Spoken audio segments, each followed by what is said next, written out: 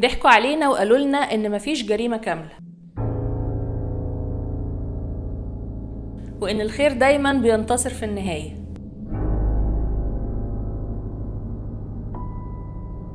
لكن للأسف قضية النهاردة هتثبت لنا العكس. مجرم سفاح اتسبب في حدوث حالة من الرعب والفزع لسكان كاليفورنيا في فترة أواخر الستينات والسبعينات. ارتكب 5 جرائم مؤكدين وادعى ان هو قتل 37 واحد، ومش بس قتلهم والبوليس معرفش يوصله، لا ده كان بيتصل بالبوليس ويقول له تفاصيل الجريمة وأدلة على ان هو القاتل، وكان بيتصل بيهم من كابين التليفون جنب اسم الشرطة. شفتوا جبروت اكتر من كده؟ قضية السفاح زودياك اللي حيرت الشرطة والمحققين لعشرات السنين، واتعمل عليه روايات وأفلام من كتر ما هو حالة استثنائية. مجرم في منتهى الذكاء، وللأسف محدش عرف يوصل لهويته ولا يقبض عليه لحد اللحظة دي. عايزين تعرفوا تفاصيل أكتر؟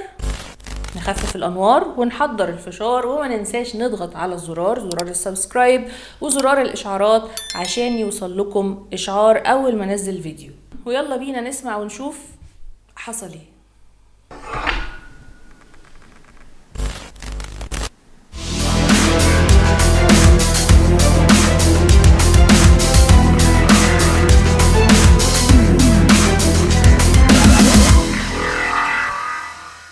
الجريمة الأولى.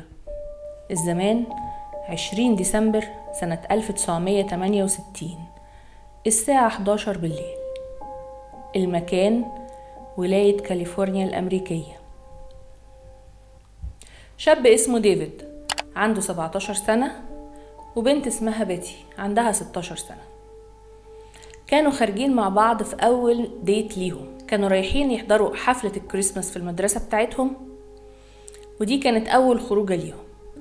اتعشوا وركنوا العربية في طريق اسمه ليك هيرمان، وبعد أقل من ساعة من التوقيت ده كان في واحدة معدية لقيتهم مقتولين وبلغت البوليس.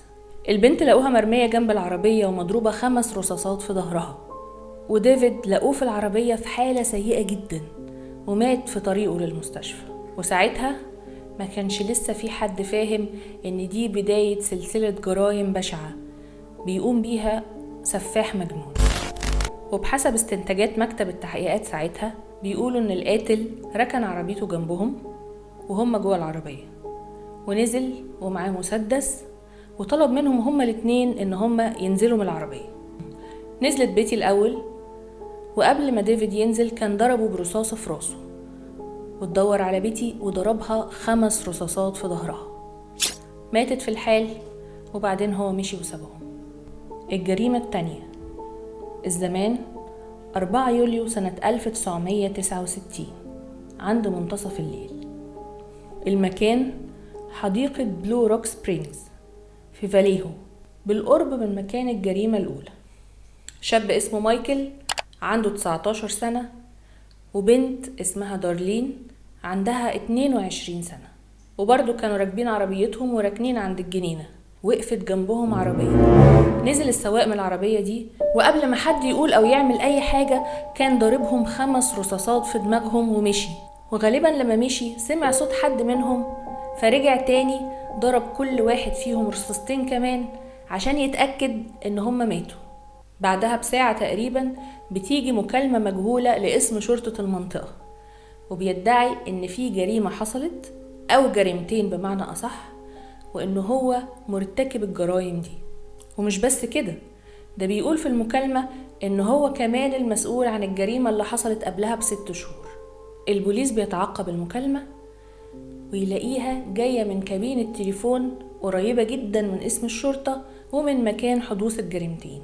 وقدر البوليس يوصل للضحايا وينقلهم على المستشفى، لكن البنت للأسف بتموت في المستشفى على طول، والولد بينجو بالرغم ان هو مضروب رصاصات في وشه وفي صدره وفي رقبته، لكن بيكتب له عمر جديد وبيقدر يوصف القاتل اللي قتله. يوم 1 أغسطس في نفس السنة، يعني بعد حوالي 3 أسابيع من حدوث الجريمة الأخيرة، القاتل بيبعت 3 رسائل تقريبا متطابقة ل3 من أشهر الصحف المحلية في الوقت ده. في الجوابات دي بيعترف القاتل إن هو المسؤول عن الجريمتين اللي حصلوا دول، وبيوصف تفاصيل دقيقة للجريمتين عشان يأكد إن هو اللي نفذ الجريمتين فعلا. وكمان كل رسالة من دول كان فيها مجموعة شفرات خاصة، وقال القاتل في الرسالة إن هم لو قدروا يفكوا الشفرات دي هيعرفوا هوية القاتل الحقيقية، وهدد إن الصحف لو ما نزلتش الشفرات دي في الصفحات الأولى ليهم هيبدأ يقتل أي حد ماشي في الشارع لوحده. ونشرت الشفرات دي في صفحتها الأولى، ووقع كل رسالة منهم بدايرة جواها صليب، وده كان توقيعه في كل جواباته بعد كده، وده الرمز اللي بيشير ليه. وتخيلوا بقى حالة الرعب اللي أصابت الناس بعد ما قروا الشفرات دي. وبعد أسبوع بالظبط جريدة سان فرانسيسكو إكزامينر جالها جواب بيقول: Dear editor, this is the Zodiac speaking. عزيزي الناشر، معاك زودياك. ودي كانت أول مرة يعلن القاتل فيها عن اسمه وهويته. سبب الرسالة دي لأن هم أعلنوا إن هم شاكين إن اللي بعت الجوابات دي هو القاتل فعلا. فلما بعت الجواب ده ذكر فيه تفاصيل دقيقة يستحيل أي حد يعرفها من العامة، ما يعرفهاش غير الشرطة والقاتل أكيد. وبيأكد إن هم لو فكوا الشفرة المبعوثة دي هيقدروا يوصلوا لهويته الحقيقية. تاني يوم قدر المحققين إن هم يفكوا شفرة أول جواب. بيقول فيها إيه بقى؟ أنا بحب القتل لأنه مسلي جدا، والإنسان أخطر مخلوق على وجه الأرض، وإنه متأكد إنه هيدخل الجنة، واللي قتلهم دول هيكونوا عبيده وخدموا هناك. وقال لهم إنه مش هيقول لهم على اسمه الحقيقي لأنه بالشكل ده هيعطلوا عملية جمع العبيد اللي هيخدموه في الجنة. الجواب التاني بقى معرفوش يفكوا شفرته غير بعد 50 سنة. كان بيقول فيه: أتمنى أن تكونوا مستمتعين بعملية الإمساك بي. لست خائفا من غرفة الغاز لأنها سترسلني إلى الجنة في أقرب وقت. لست خائفا من الموت لأنني أعلم أن حياتي الجديدة ستكون سهلة في الفردوس. طبعا عشان عنده عبيد كتير هيخدموه غير بقية الناس ما عندهمش عبيد، فهيبقى مستريح في الجنة يعني. ده كده حالة خلل دماغي رهيبة، ده كان ضايع خالص. ولحد الجزء ده من القصة في 3 ضحايا ماتوا وفي 1 نجي. وتعالوا معايا نشوف حصل ايه في الجريمة الثالثة. شاب اسمه براين وبنت اسمها سيسيليا كانوا قاعدين يستجموا عند البحيرة، وفجأة بيظهر لهم واحد لابس اسود في اسود ومخبي عينيه بنضارة سودا ولابس سلسلة عليها صليب جوه دايرة، فاكرين؟ وجري عليهم وهو ماسك مسدس في ايده، وقال لهم انه لسه هربان من السجن بعد ما قتل الحارس وسرق عربية، وانه محتاج عربيتهم عشان يسافر بيها المكسيك لان العربية اللي كان سارقها سخنت منه قوي. الولد قال له: خد اللي انت عايزه بس ما تأذيناش. طلع المجرم حبال وطلب من البنت انها تكتف الولد، وان هو بعد ما تخلص هيكتفها. راح عشان يكتفها واكتشف ان هي مش مكتفة الولد كويس، فراح مطلع سكينة وطعنهم كذا مرة في ظهرهم هما الاتنين. وراح عند عربية براين وساب القلادة بتاعته وكتب على العربية التواريخ دي.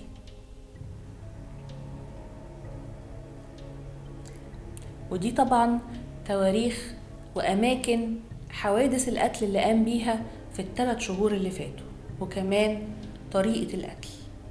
الضحيتين اتنقلوا على المستشفى. البنت ماتت فورا والولد نجي رغم انه كان مطعون تقريبا 6 طعنات في ظهره.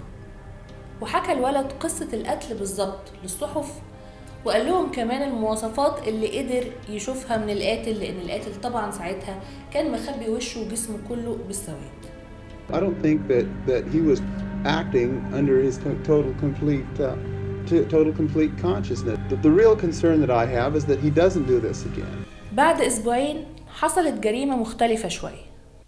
السواق بول كان سايق التاكسي بتاعه، وقفوا واحد وركب معاه، وفجأة طلع مسدس وضربه رصاصة في دماغه، وسرق محفظته وفلوسه، وقطع كمان حتة من القميص بتاعه غرقانة دم.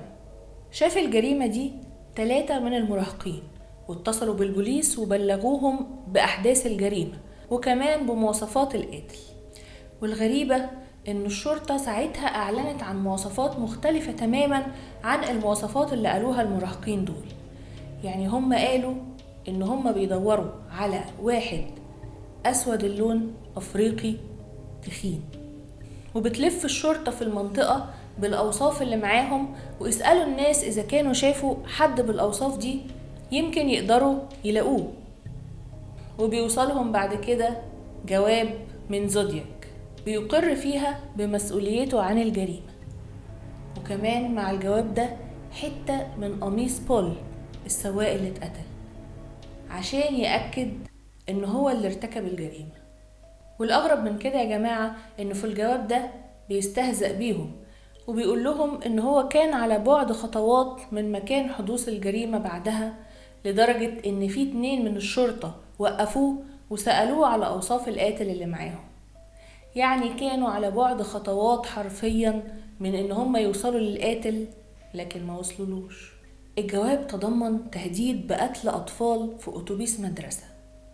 كان مكتوب بالظبط: فقط سأطلق الرصاص على الإطار الأمامي، وابدأوا بلم الأطفال وهم يتطايرون من الحافلة. يعني بيقول لهم أنا مش هعمل حاجة، هضرب رصاصة على العجلة القدامانية وهتلاقوا الأطفال منطورين. وابتدوا لموهم بقى وجمعوهم. فضلت الرسائل والشفرات تتبعت للبوليس بدون ما يوصلوا لأي حاجة، وسجلوا في الفترة دي محاولتين قتل بنفس أوصاف السفاح زودياك لحد سنة 71. من سنة 71 توقفت الجوابات لحد سنة 1974. بعت لهم جواب تاني بيقول فيه ايه بقى؟ بيقول في رسالته ان فيلم طارد الأرواح الشريرة أفضل فيلم كوميدي ساخر شافه في حياته. والتوقيع كان بالصليب جوه الدايرة برضو، اللي هو التوقيع المعتاد بتاعه. وكمان كان مكتوب أنا 37، البوليس 0، في إشارة منه إنه لحد اللحظة دي قتل 37 إنسان. مفيش حاجة بتؤكد إن هم 37 شخص فعلا غير كلامه. بالنسبة للفراغ اللي عنده اللي يخليه يبعت لهم نقده الفيلم كوميدي أو فيلم رعب أو أي حاجة، هو واضح إن هو كان عنده حالة توحد، مكانش حد بيعبره، ملوش أصحاب، فكان متصاحب على الشرطة وبيبعت لهم تفاصيل مشاعره ناحية الأفلام. فضلت الشرطة والمحققين بيحاولوا إن هم يوصلوا لهويته سنين طويلة، يحاولوا يحلوا اللغز ده ويوصلوا لزودياك، لكن من غير أي فايدة.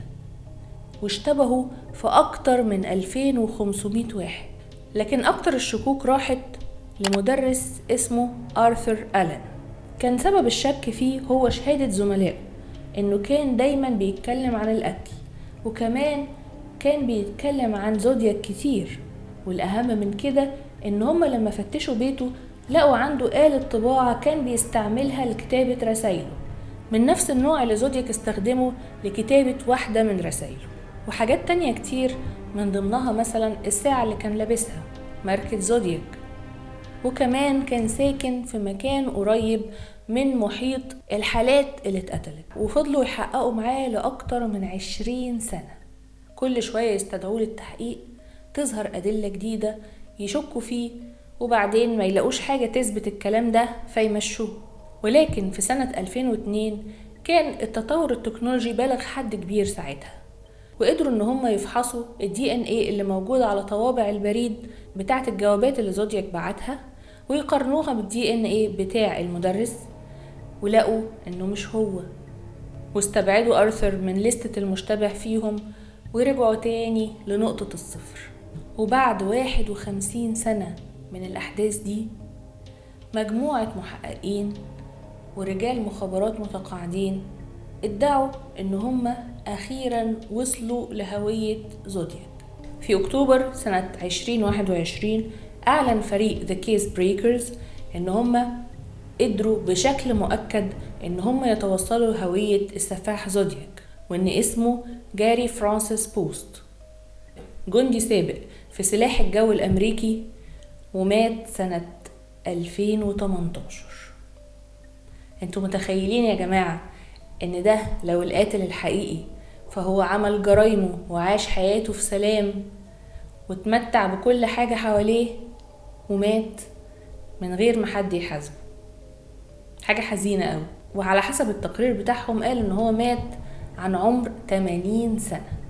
ومن ضمن الأدلة اللي قالوا انها اكدت لهم ان اللي مات ده هو سفاح زودياك صورة لقوها عنده فيها ندوب او جروح في قورته بنفس المواصفات اللي أدلى بيها الشباب اللي شافوا جريمة التاكسي.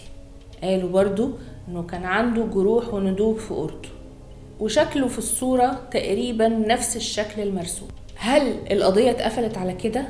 لا، القضية لازالت مفتوحة.